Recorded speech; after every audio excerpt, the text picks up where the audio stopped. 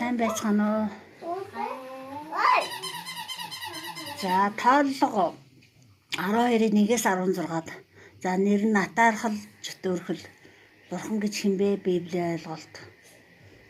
Сонсогч та бүхний оюун бодол зүрх сэтгэлийн зөв амьдрах боловсролд зориулагдсан Бурханы бидэнд хандсан үгсийг та бүхэнд яг одоо би Есүсийн нэрээр хүргэж байна.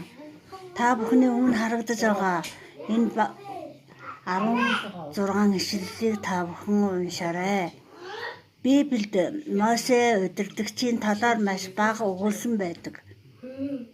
Энэ бүлэгт болж байгаа үйл явдал бол гэр бүлийн асуудал юм. Мосегийн гэр бүл тийм ч их аз жаргалтай байгаагүй юм шиг уншигддаг. Энд тэр нэгэн цаг үед Израилийн хүүхдүүд Синай уулнаас Кадеш Барнея хүртэл явах замд удирдагчийн донд болсон атаархал эсэргүүцлийн тухай уншигддаг.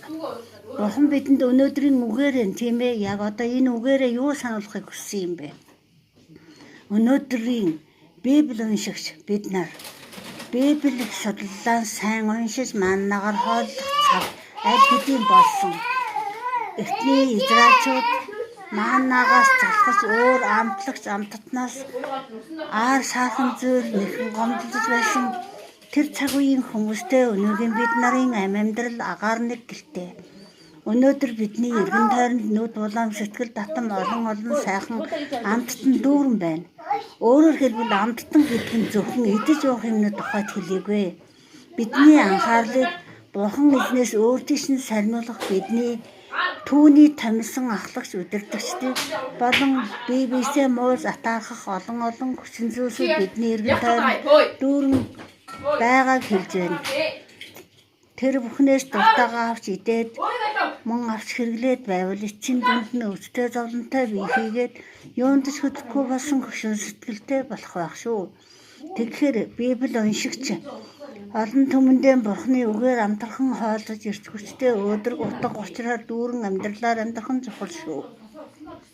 Түүнчлэн Бурхан хэн нэгний хийж чадах зүйлээс гэтэрсэн их зүйлийг шаарддаггүй бас дарамтж шахдаггүй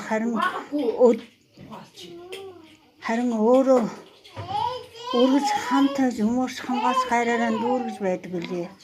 Бурхан хэлж байна. Бурхан таныг ивэх хортгоо Есүсийн нэрээр хүргэж байна. Өнөөдрийн бидний өдөр тутмын амьдрал үнэхээр энэ харанхуй ертөнцид хүмүүс Бурханыг танихгүй мэдэхгүй байж энэ зовлонт амьдралаар амьдарч явна. Гэхдээ эзэн Бурханыг